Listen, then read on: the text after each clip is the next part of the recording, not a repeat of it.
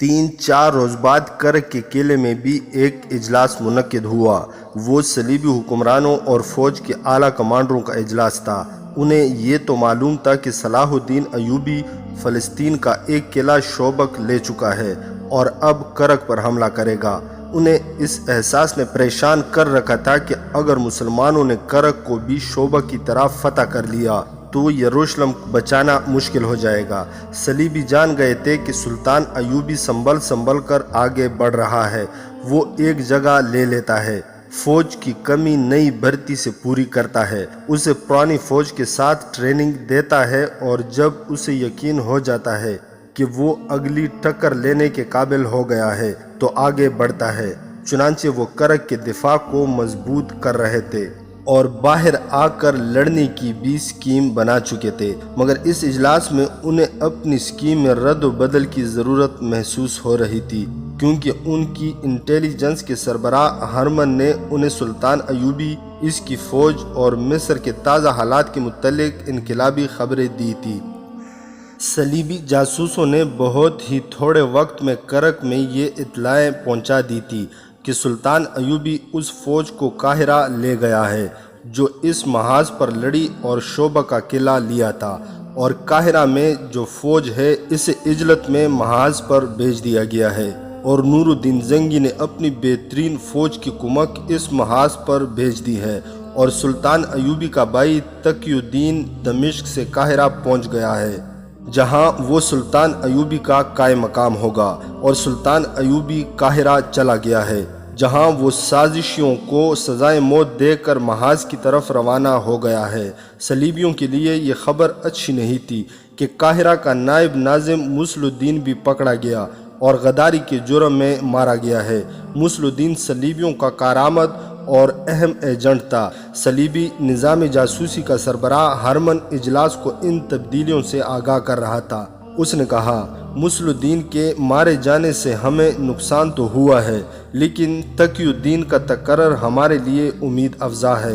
وہ بے شک صلاح الدین کا بھائی ہے، لیکن وہ سلطان ایوبی نہیں ہے۔ میرے تخریب کار جاسوس اسے چکر دینے میں کامیاب ہو جائیں گے۔ یہ بھی امید افزا ہے کہ صلاح الدین اور علی بن سفیان قاہرہ سے غیر حاضر ہیں۔ میں حیران ہوں تمہارے حشیشین کیا کر رہے ہیں؟ ریمانڈ نے پوچھا۔ کیا وہ دوہرا کھیل تو نہیں کھیل رہے؟ کمبخت ابھی تک صلاح الدین کو قتل نہیں کر سکے۔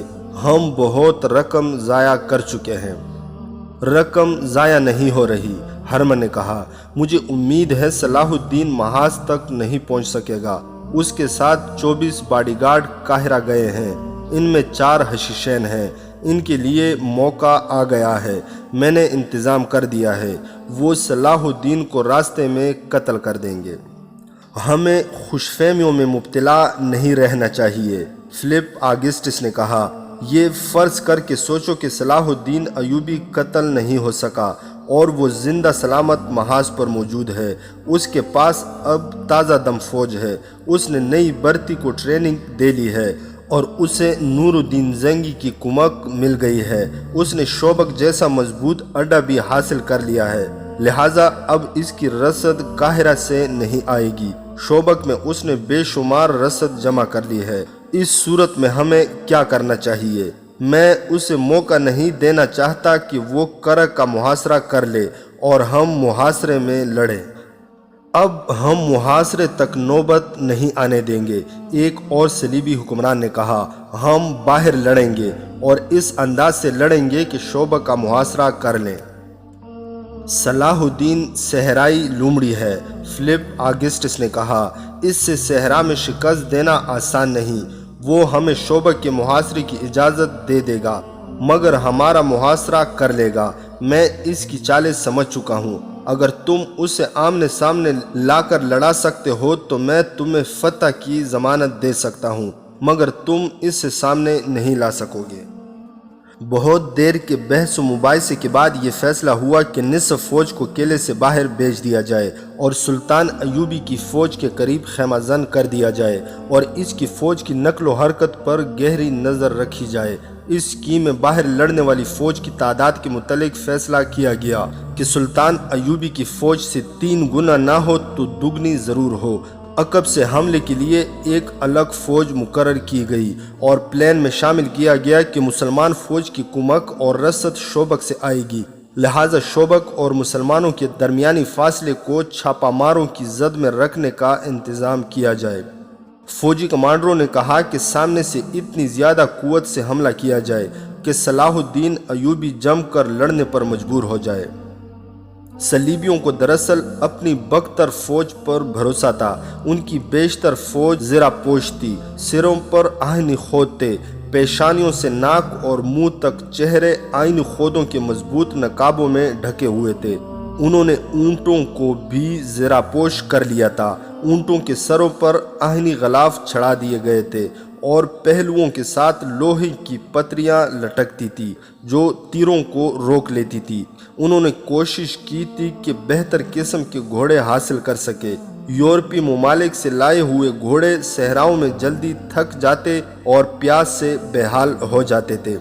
صلیبیوں نے عربی علاقوں سے گھوڑے خریدے تھے مگر ان کی تعداد اتنی زیادہ نہیں تھی۔ انہوں نے مسلمانوں کے قافلوں سے گھوڑے چھیننے شروع کر دیے تھے۔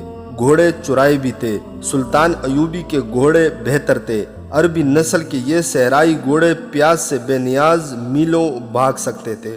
ان جنگی تیاریوں اور اہتمام کے علاوہ صلیبیوں نے نظریاتی جنگ کا محاذ جو کھولا تھا، اس کے متعلق ان کی انٹیلیجنس کے ڈائریکٹر ہرمن نے رپورٹ پیش کی کہ صلاح الدین ایوبی کو مصر کے جنوب مغرب کے سرحدی علاقے سے بھرتی نہیں ملے گی۔ یہ وہی علاقہ تھا جس کے متعلق سلطان ایوبی کے انٹیلیجنس کے نائب سربراہ حسن بن عبداللہ نے رپورٹ دی تھی کہ وہاں کے لوگ اب فوج میں بھرتی نہیں ہوتے بلکہ بعض لوگ فوج کے بھی خلاف ہو گئے ہیں۔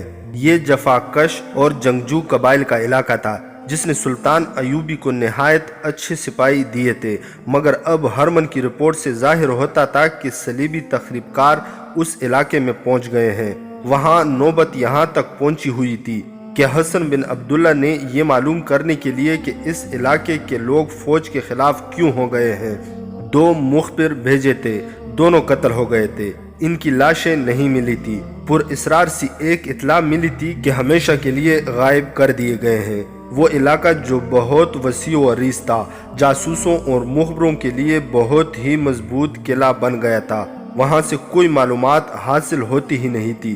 اتنا ہی پتہ چلا کہ وہاں کے لوگ ہیں تو مسلمان، لیکن توہم پرست اور عقیدے کے بہت ڈھیلے ہیں۔ ہرمن نے تفصیلات بتائے بغیر کہا کہ اس کا تجربہ کامیاب رہا ہے۔ وہ اب مصر کے تمام تر سرحدی علاقے میں اس طریقہ کار کو پھیلائے گا، پھر ان اثرات کو مصر کے اندر لے جانے کی کوشش کرے گا۔ اس نے امید ظاہر کی کہ وہ مصر کے قصبوں اور شہروں کو بھی اپنے اثر میں لے لے گا۔ اس نے کہا، میں مسلمانوں کی ایک ایسی خامی کو ان کے خلاف استعمال کر رہا ہوں جسے وہ اپنی خوبی سمجھتے ہیں۔ مسلمان درویشوں، فقیروں، وظیفے اور چلے کرنے والے عاملوں اور مولویوں اور کٹیا میں بیٹھ کر اللہ اللہ کرتے رہنے والے مجذوب قسم کے لوگوں کے فوراً مرید بن جاتے ہیں۔ درویشوں وغیرہ کا یہ گروہ اسلامی فوج کے ان سالاروں کے خلاف ہے جنہوں نے ہمارے خلاف جنگیں لڑ کر شہرت حاصل کی ہے۔ یہ درویش اپنے متعلق لوگوں کو یقین دلاتے ہیں کہ خدا ان کے ہاتھ میں ہے اور وہ خدا کے خاص بندوں میں سے ہیں۔ وہ صرف نام پیدا کرنا چاہتے ہیں، ان میں میدان جنگ میں جانے کی ہمت اور جرت نہیں، لہٰذا وہ گھر بیٹھے وہی شہرت حاصل کرنا چاہتے ہیں جو سالاروں نے جہاد میں حاصل کی ہے۔ اگر دیانتداری اور غیر جانبداری سے دیکھا جائے تو مسلمانوں کے یہ فوجی لیڈر جن میں صلاح الدین ایوبی اور نور الدین زنگی بھی شامل ہیں، قابل تحسین انسان ہیں۔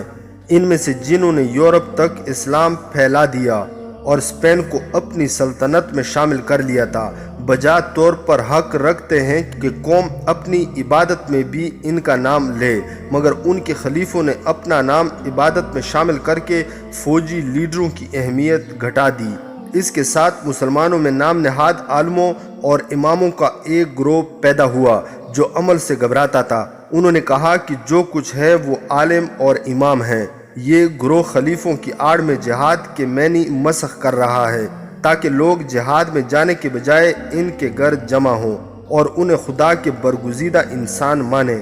ان کے پاس پر اسرار سی بامیں اور باتیں کرنے کا ایسا طلسماتی انداز ہے کہ لوگ یہ سمجھنے لگے ہیں کہ ان برگزیدہ انسانوں کے سینے میں وہ راز چھپا ہوا ہے جو خدا نے ہر بندے کو نہیں بتایا۔ چنانچہ سیدھے سادے مسلمان ان کے جال میں پھنستے جا رہے ہیں۔ میں انہی عالموں اور درویشوں کو استعمال کر رہا ہوں۔ مسلمانوں کی یہ کمزوری ہمیں بہت فائدہ دے رہی ہے۔ میں مسلمانوں کو اسلام ہی کی باتیں سنا کر اسلام کی بنیادی روح سے دور لے جا رہا ہوں۔ تاریخ گواہ ہے کہ یہودیوں نے نظریہ تخریب کاری کر کے اسلام کو کافی حد تک کمزور کر دیا ہے۔ میں انہی کے اصولوں پر کام کر رہا ہوں۔ یہی وہ محاذ تھا جس کے متعلق سلطان ایوبی پریشان رہتا تھا۔ پریشانی کا اصل باعث یہ تھا کہ اس محاذ پر اپنی ہی قوم کے افراد اس کے خلاف لڑ رہے تھے اور یہ محاذ اسے نظر نہیں آتا تھا۔ تقی الدین اور اپنے ان حکام کو جنہیں قاہرہ میں رہنا تھا ہدایات دے کر سلطان ایوبی محاذ کی طرف روانہ ہو گیا۔ اس کے ساتھ 24 ذاتی محافظوں کا دستہ تھا۔ صلیبیوں کو باڈی گارڈ کی نفری کا علم تھا اور انہیں یہ بھی علم تھا کہ اس دستے میں 4 حشیشین ہیں جو نہایت کامیاب اداکاری سے اور بہادری کے کارناموں سے محافظ دستے کے لیے منتخب ہو گئے تھے۔ ان کا مقصد صلاح الدین ایوبی کا قتل تھا، لیکن انہیں موقع نہیں مل رہا تھا کیونکہ محافظ دستے کی نفری 24 سے کہیں زیادہ رہتی اور ان کی ڈیوٹی بدلتی رہتی تھی۔ کبھی بھی ایسا نہ ہوا کہ ان 4 کی ڈیوٹی اکٹھی لگی ہو۔ محافظوں کے کمانڈر بہت ہوشیار اور چوکس رہتے تھے۔ انہیں یہ تو علم نہیں تھا کہ ان کے درمیان قاتل بھی موجود ہیں۔ وہ بیدار رہتے تھے کہ کوئی محافظ کوتاہی نہ کرے۔ اب سلطان ایوبی سفر میں تھا۔ اس نے خود ہی کہا تھا کہ وہ محافظوں کی پوری فوج کو ساتھ نہیں رکھے گا، 24 کافی ہیں۔ حالانکہ راستے میں صلیبی چھاپہ ماروں کا خطرہ تھا۔ سلطان ایوبی قاہرہ سے دن کے پچھلے پہر روانہ ہوا تھا۔ آدھی رات سفر میں اور باقی آرام میں گزری۔ سحر کی تاریکی میں اس نے کوچ کا حکم دیا۔ دوپہر کا سورج گھوڑوں کو پریشان کرنے لگا تو ایک ایسی جگہ یہ قافلہ رک گیا جہاں پانی بھی تھا اور درخت بھی اور ٹیلوں کا سایہ بھی تھا۔ ذرا سی دیر میں سلطان ایوبی کے لیے خیمہ نصب کر دیا گیا۔ اس کے اندر سفری چارپائی اور بستر بچھا دیا گیا۔ کھانے پینے سے فارغ ہو کر سلطان ایوبی اونگنے کے لیے لیٹ گیا۔ 2 محافظ خیمے کے آگے اور پیچھے کھڑے ہو گئے۔ دستے کے باقی محافظ قریب ہی سایہ دے کر بیٹھ گئے۔ کچھ گھوڑوں کو پانی پلانے کے لیے لے گئے۔ علی بن سفیان اور دیگر حکام جو سلطان ایوبی کے ساتھ تھے ایک درخت کے نیچے جا کر لیٹ گئے۔ انہوں نے خیمے نصب نہیں کرائے تھے۔ اس جگہ کے خدوخال ایسے تھے کہ سلطان ایوبی کا خیمہ ان کی نظروں سے اوجھل تھا۔ صحرا کا سورج زمین و آسمان کو جلا رہا تھا۔ جس کسی کو جہاں چاؤں ملی وہاں بیٹھ یا لیٹ گیا تھا۔ یہ پہلا موقع تھا کہ سلطان ایوبی کے خیمے پر جن 2 محافظوں کی ڈیوٹی لگی وہ دونوں حشیشین تھے جو ایک عرصے سے ایسے ہی موقع کی تلاش میں تھے۔ اس موقع کو پوری طرح موضوع بنانے کے لیے یہ صورت پیدا ہو گئی کہ محافظوں کی زیادہ تر نفری گھوڑوں کو پانی پلانے چلی گئی تھی۔ پانی ایک ٹیلے کے دوسری طرف تھا۔ قافلے کا سامان اٹھانے والے اونٹوں کے شتربان بھی اونٹوں کو پانی کے لیے لے گئے تھے۔ جو محافظ ڈیوٹی والوں کے علاوہ پیچھے رہ گئے تھے ان میں 2 اور حشیشین تھے۔ انہوں نے اشاروں میں طے کر لیا۔ سلطان ایوبی کے خیمے کے سامنے کھڑے محافظ نے خیمے کا پردہ ذرا سا ہٹا کر اندر دیکھا اور باہر والوں کو اشارہ کیا۔ سلطان ایوبی اس حالت میں گہری نیند سویا ہوا تھا کہ اس کی پیٹھ خیمے کے دروازے کی طرف تھی۔ محافظ دبے پاؤں اندر چلا گیا۔ اس نے خنجر نہیں نکالا، تلوار نہیں نکالی، بلکہ اس کے ہاتھ میں جو برچھی تھی وہ بھی اس نے خیمے کے باہر رکھ دی تھی۔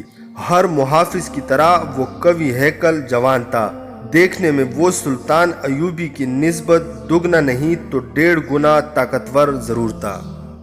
وہ دبے پاؤں سلطان ایوبی تک گیا اور بجلی کی سی تیزی سے سلطان کی گردن دونوں ہاتھوں میں جکڑ لی۔ سلطان ایوبی جاگ اٹھا۔ اس نے کروٹ بھی بدل لی، لیکن جس شکنجے میں اس کی گردن آ گئی تھی اسے گردن چھڑانا ممکن نہیں تھا۔ اسلام کے اس جری جرنیل کی زندگی صرف 2 منٹ رہ گئی تھی۔ وہ اب پیٹھ کے بل پڑا تھا۔ حملہ آور نے اس کے پیٹ پر گھٹنا رکھ کر ایک ہاتھ اس کی گردن سے ہٹا دیا، دوسرے ہاتھ سے سلطان کی شہرگ کو دبائے رکھا۔ اس نے اپنے کمر بند سے ایک پڑیا سی نکالی، اسے ایک ہی ہاتھ سے کھولا اور سلطان ایوبی کے منہ میں ڈالنے لگا۔ وہ سلطان کو زہر دے کر مارنا چاہتا تھا، کیونکہ گلا دبا کر مارنے سے صاف پتہ چل جاتا ہے کہ گلا دبایا گیا ہے۔ سلطان ایوبی بے بس تھا، پیٹ پر اتنے قوی ہیکل جوان کا گھٹنا اور بوجھ تھا، شہرگ دشمن کے شکنجے میں تھی اور سانس رک گیا تھا۔ اس کا منہ کھلا ہوا تھا جو اس نے پڑیا دیکھ کر بند کر لیا۔ اس نے ہوش ٹھکانے رکھے، موت سر پر آ گئی تھی۔ سلطان ایوبی نے اپنے کمر بند سے تلوار نما خنجر نکال لیا جو وہ زیور کی طرح اپنے ساتھ رکھتا تھا۔ حملہ آور اس کے منہ میں زہر ڈالنے کی کوشش میں مگن تھا، دیکھ نہ سکا کہ سلطان نے خنجر نکال لیا ہے۔ سلطان ایوبی نے خنجر اس کے پہلو میں اتار دیا، کھینچا اور ایک بار پھر خنجر حملہ آور کے پہلو میں اتر گیا۔ حملہ آور سانڈ جیسا آدمی تھا، اتنی جلدی مر نہیں سکتا تھا۔ سلطان ایوبی سپاہی تھا، وہ خنجر کے وار اور ہدف سے آگاہ تھا۔ اس نے خنجر حملہ آور کے پہلو سے نکالا نہیں، وہی خنجر کو گھمایا اور نیچے کو جھٹکا دیا۔ حملہ آور کی انتڑیاں اور پیٹ کا اندرونی حصہ باہر آ گیا۔ حملہ آور کے ہاتھ سے سلطان ایوبی کی گردن چھوٹ گئی، دوسرے ہاتھ سے زہر کی پڑیا گر پڑی۔ سلطان ایوبی نے جسم کو جھٹکا دیا، حملہ آور کو دھکا دیا تو حملہ آور چارپائی کے نیچے جا پڑا۔ وہ اب اٹھنے کے قابل نہیں تھا۔ یہ معرکہ بمشکل آدھے منٹ میں ختم ہو گیا، مگر خیمے سے باہر دوسرا محافظ کھڑا تھا۔ اس نے اندر دھمک سی سنی تو پردہ اٹھا کر جھانکا، وہاں کچھ اور ہی نقشہ دیکھا۔ وہ تلوار سونت کر آیا اور سلطان ایوبی پر وار کیا، مگر سلطان خیمے کے درمیانی بانس کے پیچھے ہو گیا۔ تلوار بانس پر لگی، سلطان تو جیسے پیدائشی تیغزن تھا، ادھر تلوار بانس میں لگی، ادھر سلطان ایوبی نے جھپٹا مارنے کے انداز سے حملہ آور پر خنجر کا وار کیا۔ حملہ آور بھی لڑاکا تھا، اس لیے تو وہ محافظ دستے کے لیے چنا گیا تھا، وہ وار بچا گیا۔ اس کے ساتھ ہی سلطان ایوبی نے محافظ دستے کے کمانڈر کو آواز دی۔ حملہ آور نے دوسرا وار کیا تو سلطان ایوبی آگے سے ہٹ گیا، مگر ایسا ہٹا کہ حملہ آور کے پہلو میں چلا گیا۔ اب کہ حملہ آور سلطان کے خنجر کا وار بچا نہ سکا۔ سلطان ایوبی کی پکار پر 2 محافظ خیمے میں آئے، دونوں نے سلطان ایوبی پر حملہ کر دیا۔ اتنے میں سلطان ایوبی دوسرے محافظ کو بھی زخمی کر چکا تھا، مگر وہ ابھی تک لڑ رہا تھا۔ اس کے 2 اور ساتھی آ گئے تھے۔ سلطان ایوبی نے حوصلہ اور دماغ حاضر رکھا۔ اللہ نے مدد کی کہ دستے کا کمانڈر اندر آ گیا۔ اس نے دوسرے محافظوں کو آوازیں دی اور سلطان ایوبی کے کہنے پر وہ حملہ آوروں سے الجھ گیا۔ اتنے میں 4-5 محافظ آ گئے۔ ادھر سے علی بن سفیان اور دوسرے حکام بھی شور سن کر آ گئے۔ خیمے میں دیکھا تو ان کے رنگ اڑ گئے۔ 4 محافظ لہو لہان ہو کے پڑے تھے، 2 مر چکے تھے، تیسرا مر رہا تھا، وہ ہوش میں نہیں تھا۔ اس کا پیٹ اوپر سے نیچے تک پھٹا ہوا اور سینے پر 2 گہرے زخم تھے۔ چوتھے کے پیٹ میں 1 زخم تھا اور دوسرا زخم ران پر۔ وہ زمین پر بیٹھا ہاتھ جوڑ کر چلا رہا تھا، میں زندہ رہنا چاہتا ہوں، مجھے میری بہن کے لیے زندہ رہنے دو۔ سلطان ایوبی نے اپنے محافظوں کو روک دیا۔ محافظ اتنے بھڑکے ہوئے تھے کہ انہوں نے تیسرے محافظ کو بے ہوشی میں سانس لیتے دیکھا تو اس کی شہرگ کاٹ دی۔ چوتھے کو سلطان ایوبی نے بچا لیا۔ یہ رحم کا جذبہ بھی تھا اور یہ ضرورت بھی کہ اس سے بیان لینے تھے اور اس سازش کی کڑیاں بھی ملانی تھی۔ صلاح الدین ایوبی کا طبیب اس کے قافلے کے ساتھ تھا، وہ جراح بھی تھا، ہر جگہ اس کے ساتھ رہا کرتا تھا۔ سلطان ایوبی نے اس سے کہا کہ اس زخمی کو ہر قیمت پر زندہ رہنے کی کوشش کرے۔ سلطان ایوبی کو خراش تک نہیں آئی تھی، وہ ہانپ رہا تھا لیکن جذباتی طور پر بالکل مطمئن تھا، غصے کا شائبہ تک نہ تھا۔ اس نے مسکرا کر کہا، میں حیران نہیں ہوں، ایسا ہونا ہی تھا۔ علی بن سفیان کی جذباتی حالت بگڑی ہوئی تھی۔ یہ اس کی ذمہ داری تھی کہ محافظ دستے کے لیے جسے منتخب کیا جائے اس کے متعلق چھان بین کرے کہ وہ قابل اعتماد ہے۔ اب یہ دیکھنا تھا کہ دستے کے باقی سپاہیوں میں کوئی ان کا ساتھی رہ گیا ہے یا باقی دیانتدار ہے۔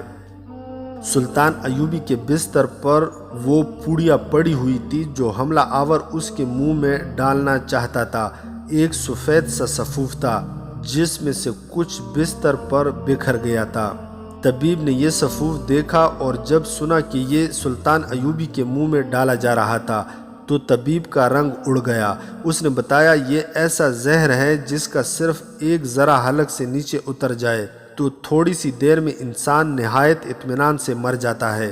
وہ تلخی محسوس نہیں کرتا اور نہ وہ اپنے اندر کوئی اور تبدیلی محسوس کرتا ہے۔ طبیب نے سلطان ایوبی کا بستر اٹھوا کر باہر بھجوایا اور صاف کرا دیا۔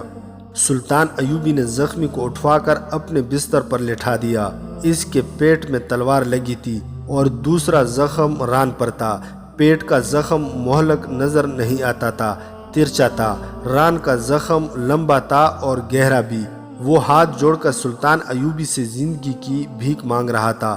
سلطان کے خلاف اس کے دل میں کوئی ذاتی دشمنی نہیں تھی، کوئی نظریاتی عداوت بھی نہیں تھی۔ وہ کرائے کا قاتل تھا۔ اپنی شکست کے ساتھ اسے اپنی ایک غیر شادی شدہ بہن کا غم کھایا جا رہا تھا۔ وہ بار بار اس کا نام لیتا اور کہتا تھا، میں مسلمان ہوں، میرا گناہ بخش دو، ایک مسلمان بہن کی خاطر مجھے بخش دو۔ زندگی اور موت خدا کے ہاتھ میں ہے، سلطان ایوبی نے ایسے لہجے میں کہا جس میں تحمل تھا مگر رعب اور جلال بھی تھا۔ سلطان نے کہا، تم نے دیکھ لیا کہ کون مارتا اور کون زندہ رکھتا ہے، لیکن میرے دوست، اس وقت تمہاری جان جس کے ہاتھ میں ہے تم اسے دیکھ رہے ہو۔ اپنا گناہ دیکھو، اپنی بے بسی دیکھو۔ میں تمہیں تمہارے ساتھیوں کی لاشوں کے ساتھ زندہ باہر صحرا میں پھینک دوں گا۔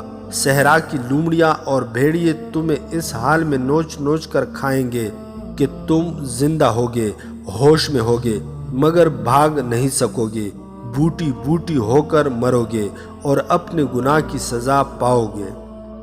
زخمی تڑپ اٹھا۔ اس نے سلطان ایوبی کے دونوں ہاتھ پکڑ لیے اور دھاڑے مار مار کر رونے لگا۔ سلطان ایوبی نے پوچھا، تم کون ہو؟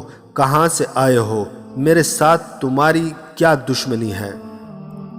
میں فاطمیوں کا آدمی ہوں، اس نے جواب دیا۔ ہم چاروں حشیشین تھے، کوئی 2 سال اور کوئی 3 سال پہلے آپ کی فوج میں بھرتی ہوا تھا۔ ہمیں سکھایا گیا تھا کہ آپ کے محافظ دستے میں کس طرح پہنچا جا سکتا ہے۔ اس نے بولنا شروع کر دیا اور راز کی باتیں بتانے لگا۔ اس نے بتایا، محافظ دستے میں یہی 4 قاتل تھے۔ اس کے بیان کے دوران سلطان ایوبی نے طبیب سے کہا کہ وہ اس کی مرہم پٹی کرتا رہے۔ طبیب نے اسے ایک اور دوا پلا دی اور خون روکنے کی کوشش کرنے لگا۔ اس نے زخمی کو تسلی دی کہ وہ ٹھیک ہو جائے گا۔ زخمی انکشاف کرتا گیا۔ اس نے معزول فاطمی خلافت اور حشیشین کے معاہدے کو بے نقاب کیا۔ فاطمیوں نے صلیبیوں سے جو مدد لی تھی اور لے رہے تھے اس کی تفصیل بتائی۔ خاصا وقت صرف کر کے طبیب نے اس کی مرہم پٹی مکمل کر دی۔ اصل مرہم تو سلطان ایوبی کی شفقت کی تھی جس میں انتقام کا ذرا سا بھی شک نہیں ہوتا تھا۔ سلطان ایوبی نے کہا کہ لاشیں باہر پھینک دو، اور اس زخم کے متعلق اس نے علی بن سفیان سے کہا کہ وہ وہیں سے اسے قاہرہ لے جائے اور اس نے جو نشاندہیاں کی ہیں ان کے خلاف کارروائی کرے۔ زخمی نے نہایت کارآمد سراغ دیے تھے جن میں کچھ ایسے خطرناک تھے جن کی تفتیش علی بن سفیان ہی اچھی طرح کر سکتا تھا۔ اسے اسی وقت اونٹ پر خاص طریقے سے لٹا کر علی بن سفیان واپسی کے سفر پر چل پڑا۔ صلاح الدین ایوبی پر متعدد قاتلانہ حملے ہوئے تھے۔ تاریخ میں ان تمام کا ذکر نہیں آیا۔ مندرجہ ذیل طرز کے 2 حملوں کا ذکر ملتا ہے۔ ایک بار ایک فدائی قاتل نے سلطان ایوبی پر اس طرح سوتے میں خنجر کا وار کیا تھا کہ خنجر پگڑی میں لگا اور سلطان ایوبی جاگ اٹھا تھا۔ یہ قاتل سلطان ایوبی کے ہاتھوں مارا گیا اور اس کے محافظ دستے کے چند ایسے محافظ پکڑے گئے تھے جو کرائے کے قاتل تھے۔ مصر کے جنوب مغربی علاقے میں جو سوڈان کی سرحد کے ساتھ ملتا تھا، صدیوں پرانی کسی پیچ در پیچ عمارت کے کھنڈر تھے۔ اس زمانے میں مصر کی سرحد کچھ اور تھی۔ صلاح الدین ایوبی کہا کرتا تھا کہ مصر کی کوئی سرحد ہے ہی نہیں، تاہم سوڈانیوں نے ایک خیالی سی سرحد بنا رکھی تھی۔ کھنڈروں کے ارد گرد کا علاقہ دشوار گزار تھا۔ غالباً فرعونوں کے وقتوں میں یہ علاقہ سرسبز تھا اور وہاں پانی کی بہتاب تھی۔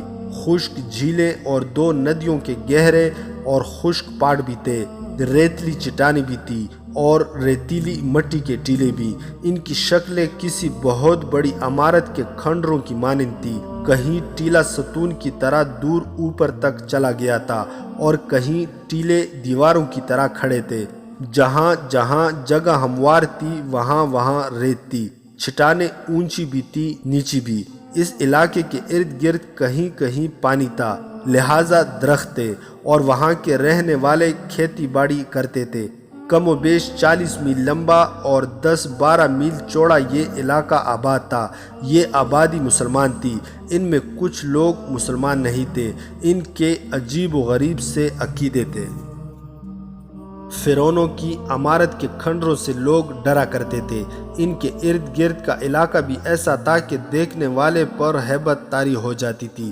وہاں سے کوئی گزرتا ہی نہیں تھا۔ لوگ کہتے تھے کہ وہاں فرعونوں کی بدروحیں رہتی ہیں، جو دن کے دوران بھی جانوروں کی صورت میں گھومتی پھرتی رہتی ہیں، اور کبھی اونٹوں پر سوار سپاہیوں کے بھیس میں اور کبھی خوبصورت عورتوں کے روپ میں نظر آتی ہیں، اور رات کو وہاں سے ڈراؤنی آوازیں بھی سنائی دیتی ہیں۔ کوئی 1 سال سے یہ کھنڈر لوگوں کی دلچسپیوں کا مرکز بن گیا تھا۔ اس سے پہلے سلطان ایوبی کی فوج کے لیے بھرتی کی مہم شروع ہوئی تھی، تو بھرتی کرنے والے اس علاقے کے ارد گرد بھی گھومتے پھرتے رہے تھے۔ وہاں کے باشندوں نے انہیں خبردار کیا تھا کہ وہ ٹیلوں کے اندر نہ جائیں۔ انہیں پراسرار آوازیں، ڈراؤنی چیزیں اور بدروحوں کی کہانیاں سنائی گئی تھی۔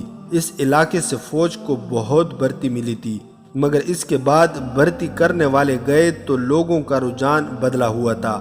سرحد پر گشت کرنے والے دستوں نے یہ رپورٹ دی تھی کہ گشتی سنتری بھی اس علاقے کے اندر نہیں جایا کرتے تھے اور انہوں نے کبھی کسی انسان کو ادھر جاتے نہیں دیکھا تھا، مگر اب وہ لوگوں کو اندر جاتا دیکھتے ہیں اور وہاں سے آنے والے ڈرے ہوئے نہیں ہوتے بلکہ مطمئن سے نظر آتے ہیں۔ اس کے بعد یہ اطلاع ملی کہ ہر جمعرات کے روز رات تک اندر میلہ سا لگتا ہے، اور اس کے بعد اس قسم کا واقعہ ہوا کہ سرحدی دستوں کے 4-5 سپاہی لاپتہ ہو گئے۔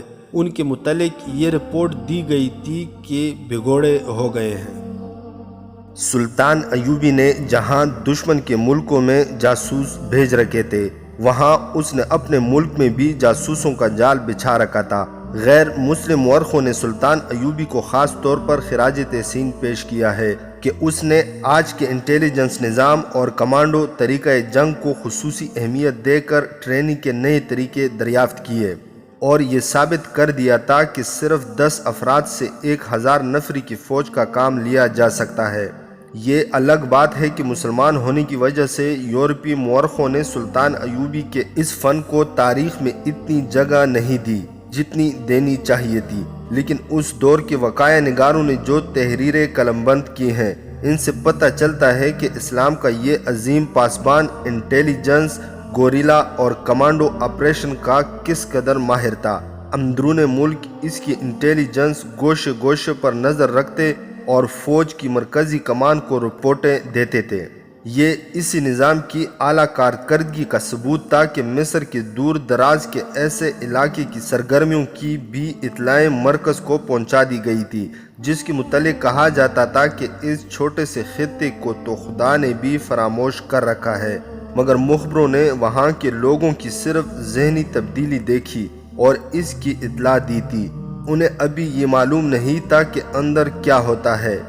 اس اطلاع کے بعد 2 مخبر قتل یا لاپتہ ہو گئے تھے۔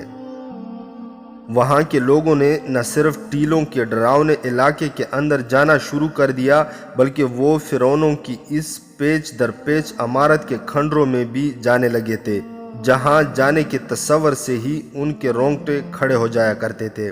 کچھ عرصہ پہلے اس کی ابتدا اس طرح ہوتی ہے کہ ایک گاؤں میں ایک شتر سوار آیا۔ یہ اجنبی مسلمان اور مصری تھا۔ اس کا اونٹ اچھی نسل کا اور تندرست تھا۔ اس مسافر نے گاؤں والوں کو اکٹھا کر کے یہ قصہ سنایا کہ وہ غربت سے تنگ آ چکا تھا۔ اب وہ رہزنی اور چوری کے ارادے سے گھر سے نکل کھڑا ہوا۔ وہ پیدل تھا اور اس امید پر اس علاقے میں آ گیا کہ یہاں کوئی آبادی نہیں، اس لیے رہزنی کرتے پکڑا نہیں جائے گا۔ وہ بہت دن پیدل چلتا رہا مگر اس سے کوئی شکار نہ ملا۔ آخر ٹیلوں کے اس علاقے میں جہاں کوئی نہیں جاتا تھا وہ جا کر گر پڑا۔ اس کے جسم میں طاقت نہیں رہی تھی۔ اس نے آسمان کی طرف ہاتھ بلند کر کے خدا سے مدد مانگی۔ اس سے ایک گونجدار آواز سنائی دی، تم خوش قسمت ہو کہ تم نے ابھی گناہ نہیں کیا، گناہ کی صرف نیت کی ہے۔ اگر تم کسی کو لوٹ کر یہاں آتے تو تمہارا جسم ہڈیوں کا بنجر بن جاتا اور شیطان کے چھوڑے ہوئے درندے تمہارا گوشت جو تمہارے سامنے پڑا ہوا ہوتا تمہیں دکھا دکھا کر کھا جاتے۔ اس آواز نے اجنبی پر غشی طاری کر دی۔ اس نے محسوس کیا کہ کوئی اسے اٹھا رہا ہے۔ اس نے آنکھیں کھول لی تو وہ بیٹھا ہوا تھا اور اس کے سامنے ایک سفید ریش بزرگ کھڑا تھا جو دودھ کی مانند سفید اور آنکھوں سے نور کی شعاعیں نکلتی تھی۔ وہ جان گیا کہ یہ آواز جو اس نے سنی تھی اسی بزرگ کی تھی۔ اجنبی کی زبان بند ہو گئی اور وہ کانپنے لگا۔ بزرگ نے اس سے اٹھا کر کہا، مت ڈرو مسافر، یہ سب لوگ جو یہاں آنے سے ڈرتے ہیں بدنصیب ہیں، انہیں شیطان ادھر آنے نہیں دیتا۔ تم جاؤ اور لوگوں سے کہو کہ یہاں اب فرعونوں کی خدائی نہیں رہی، یہ حضرت موسیٰ کی مملکت ہے۔ حضرت موسیٰ بھی یہیں آ کر آسمان سے اترنے والے ہیں۔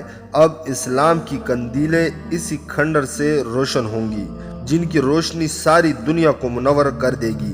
جاؤ لوگوں کو ہمارا پیغام دو، انہیں یہاں لاؤ۔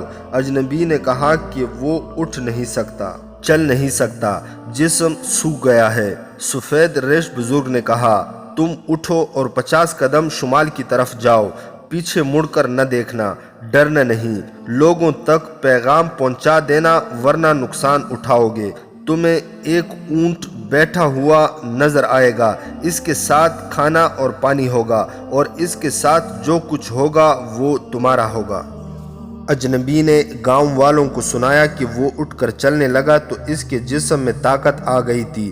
وہ ڈر رہا تھا کہ یہ کسی فرعون کی بدرو ہے۔ اس نے پیچھے نہیں دیکھا، بدرو کے ڈر سے قدم گنتا رہا اور راستہ گم گیا۔ 50 قدم پر یہ اونٹ بندھا ہوا تھا، اس کے ساتھ کھانا بندھا ہوا تھا جو اس نے کھا لیا اور پانی پی لیا۔ اس کے جسم میں ایسی طاقت آ گئی جو پہلے اس کے جسم میں نہیں تھی۔ اس نے لوگوں کو ایک تھیلی کھول کر دکھائی جس میں سونے کی اشرفیہ تھی۔ یہ تھیلی اونٹ کے ساتھ بندھی ہوئی تھی۔ اجنبی اونٹ پر سوار ہوا اور اس گاؤں میں آ گیا جس میں بیٹا وہ قصہ سنا رہا تھا۔ اس کے بعد اس نے گاؤں والوں کو سفید ریش بزرگ کا پیغام دیا اور چلا گیا۔ اس کا سنانے کا انداز ایسا پر اثر تھا کہ لوگوں کے دلوں میں ٹیلوں کے علاقے میں جانے کا اشتیاق پیدا ہو گیا۔ لیکن گاؤں کے بوڑھوں نے کہا کہ یہ اجنبی انسان نہیں بلکہ کھنڈر کے شیر شار کا حصہ ہے۔ انسانی فطرت میں یہ کمزوری ہے کہ چھپے ہوئے کو بے نقاب کرنے کی اور بیت کو پا لینے کی کوشش کرتی ہے۔ جن جسموں میں جوانی کا خون ہوتا ہے وہ خطرے مول لے لیتے ہیں۔ گاؤں کے جوانوں نے ارادہ کر لیا کہ وہ وہاں جائیں گے۔ اشرفیوں کا جادو بڑا سخت تھا جس سے وہ لوگ بچ نہیں سکتے تھے۔ اس 40 میل لمبے اور 10 میل چوڑے خطے میں جتنے گاؤں تھے ان سب سے اطلاع ملی کہ ایک اجنبی مسافر یہیں قصہ سنا گیا ہے۔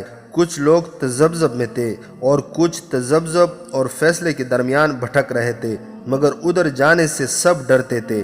بعض آدمی گئے بھی لیکن ٹیلوں کے پراسرار علاقے کو دور سے دیکھ کر واپس آ گئے۔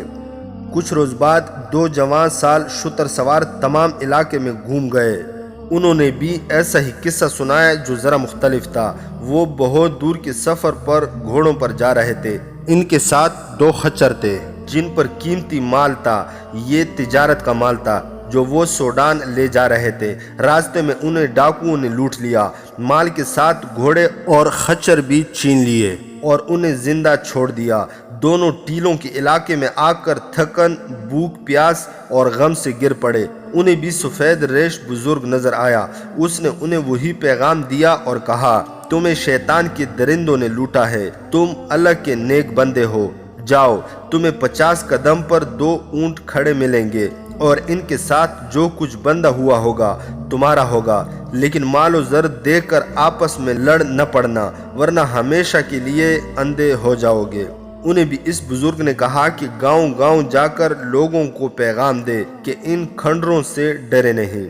اس کے بعد ایسی بہت سی روایتیں سنی اور سنائی جانے لگی۔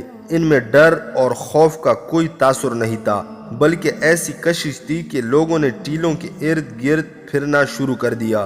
انہوں نے بعض لوگوں کو اندرونی علاقے سے باہر جاتے دیکھا اور آتے بھی دیکھا۔ انہوں نے بتایا کہ اندر ایک درویش بزرگ ہے جو غیب کا حال بتاتا اور آسمانوں کی خبر دیتا ہے۔ یہ بھی کہا گیا کہ وہ امام مہدی ہے۔